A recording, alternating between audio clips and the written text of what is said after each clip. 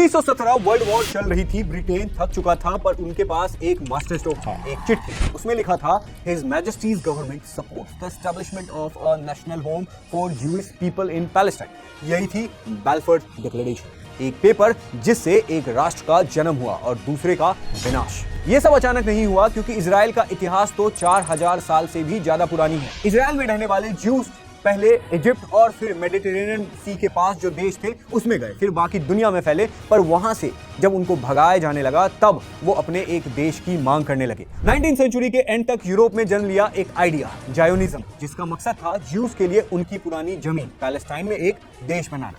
इस मूवमेंट के लीडर थे थियोडोर हर्जल। वर्ल्ड वॉर 1 के दौरान ब्रिटेन को ज्यूज का सपोर्ट और पैसा चाहिए था। डील हुआ कि ज्यूज ब्रिटेन का साथ देंगे, बदले में उन्हें मिलेगा उनका देश। वॉर के बाद ऑटोमन एम्पायर जो पैलेस्टाइन पे रूल करता था हार गया और 1917 में पैलेस्टाइन आया ब्रिटिश मैंडेट के अंदर।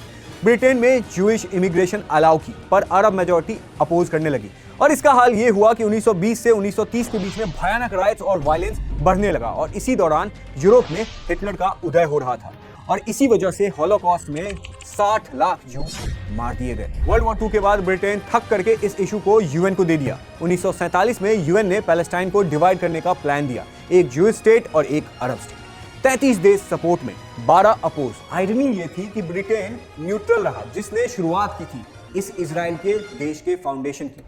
फिर 14 मई 1948 को डेविड बेन गुरियोन ने कहा, we declare the establishment of the state of Israel. फिर क्या, अगले दिन इजिप्ट, सीरिया, जॉर्डन, इराक और लेबनान जैसे अरब देश ने इजराइल के ऊपर हमला कर दिया। और इसके बाद की कहानी जानेंगे अगले शॉर्ट्स में।